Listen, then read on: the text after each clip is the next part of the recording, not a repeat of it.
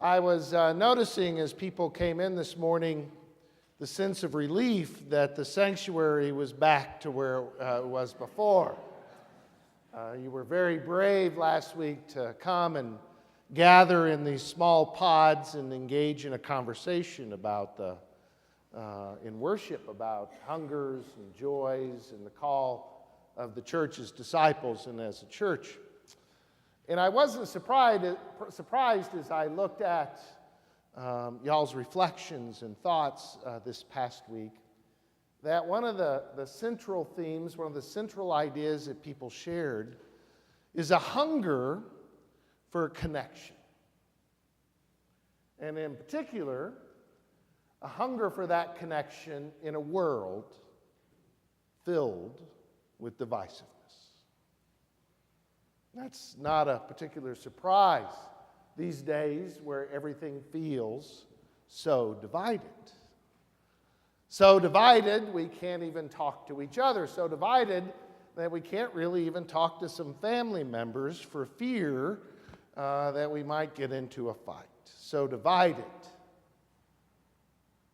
And that feeling of dread about that divisiveness in which the center doesn't seem to be holding and we find ourselves splitting apart. So I wasn't surprised by that expression in y'all's reflections. We hunger.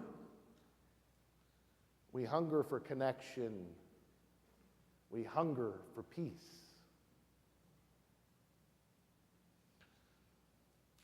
And we're so divided, we can't even agree on what is the truth, right?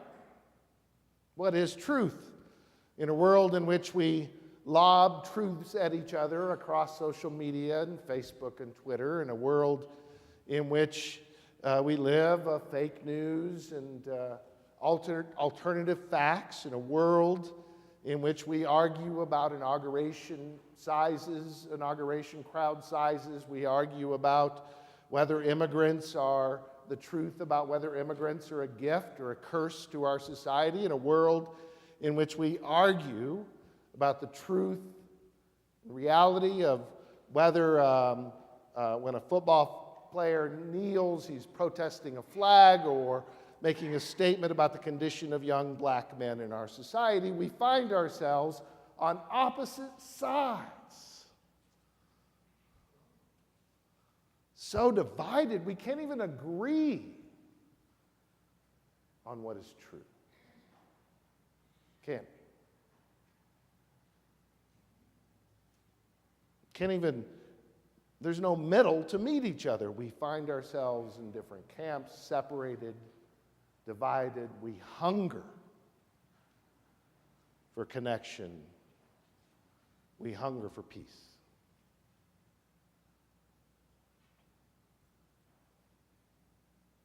We're afraid it'll never happen.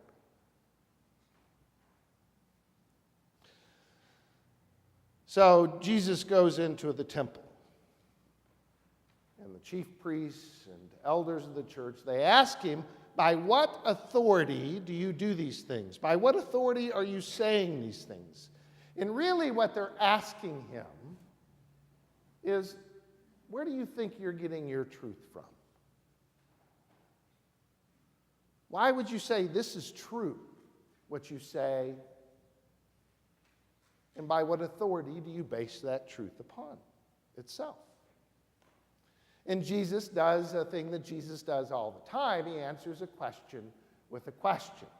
And he asks them, he says, tell me, did the baptism preached and done by John the Baptist, was it from God or was it from himself?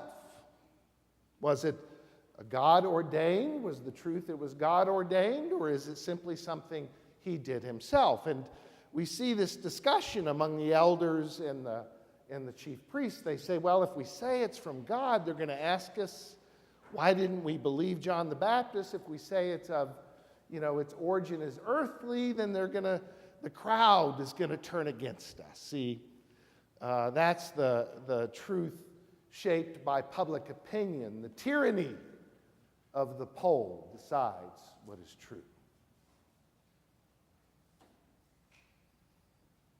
And so they tell Jesus, we can't tell you that, the truth of that. We don't know. And Jesus says, well, I'm not going to tell you by what authority. But then he kind of does. And what he does, he says, well, let me tell you a story about a man with two sons. The first son, his father asked him, he says, go out and work in the vineyard. And the first son said, I won't do it. I won't do it. But then he goes and works in the vineyard. And the second son says, yeah, Dad, I'll go. Heading out the door right now. But in the end, he ends up not doing it. Red is green, green is red, right, Steve? And he asked them, well, who then was the faithful one? Who was the one who really did the Father's will? And of course they say, well, why the first one? The one who said no, but yet went. And what Jesus seemed to be indicating, and what he says is, yes, that's true. Because truth is not what you say, it's what you do. You can say what you want, but truth is what you do every day. That's consistent. Jesus would over and over say, by their fruits they will know them. So truth for Jesus is not what he says, but what he does. When earlier in the Gospel of Matthew, John the Baptist is in prison, and he sends his disciples out, and he asks Jesus, he says, you're preaching the kingdom of God is here. How do we know the truth of that? And he says, look at what I do. The blind see, the lame walk, the prisoner is set free. That's truth.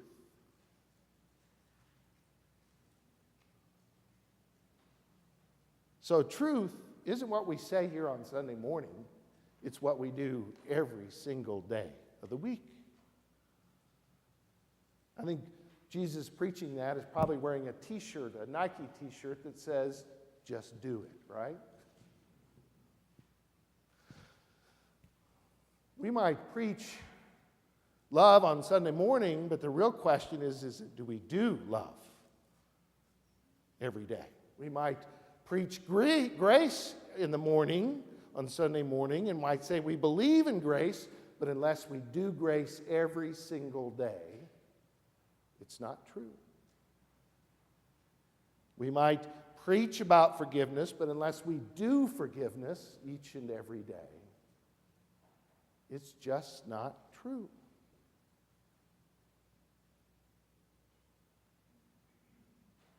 So this morning, World Communion Sunday, we're with its emphasis on peacemaking. The challenge for us is not just to preach peace. That's easy enough to do. It's to do peace.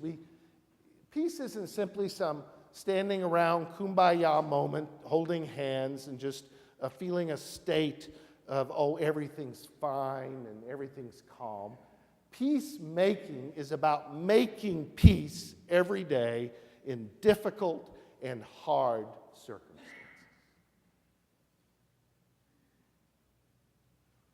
It isn't simply hanging out with those who agree with you. It's a desire to make peace by entering those difficult conversations and challenges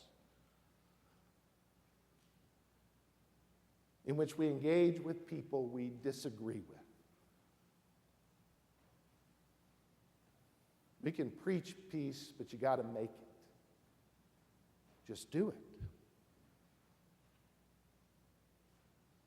Now, Jesus goes on to say something, a really interesting thing. He says to them, this is why the tax collectors and the prostitutes will enter the kingdom of God ahead of you. Right?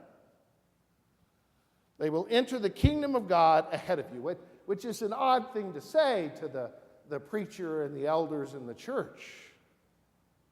They will go ahead of you. Now, we often see Jesus connect the phrase tax collector and prostitutes. He does that often in referring to how they're more open to the kingdom of God. What's interesting is, if you really look at that, they are two distinct groups of people.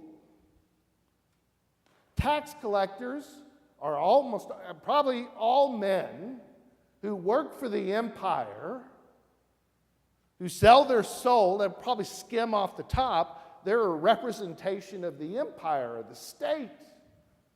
Those who would cheat the system, and they were hated because they sold their souls for money. And then there's the prostitutes, this representation, most unlikely understood in terms of gender, a female, immorality, wrongness.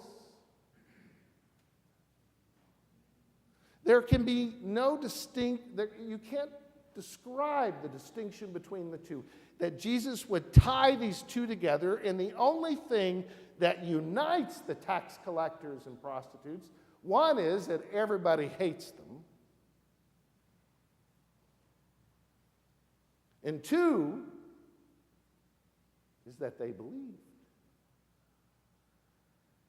Kingdom of grace and love and forgiveness. They believed in something beyond themselves.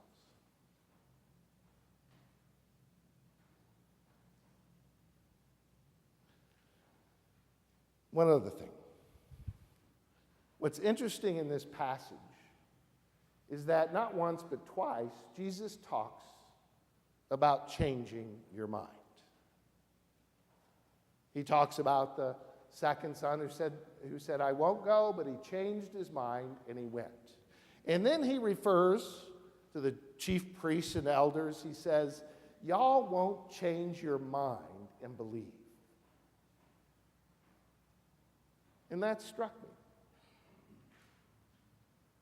How often do we change our minds?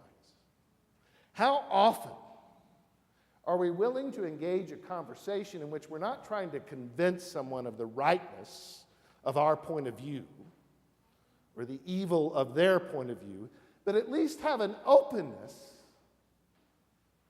to change our mind, maybe not on a particular idea or policy or on a particular belief, but to have our minds changed. That person might be just simply another human being struggling to make sense of their life and their world. How often do we come in on Sunday mornings expecting to have our minds changed?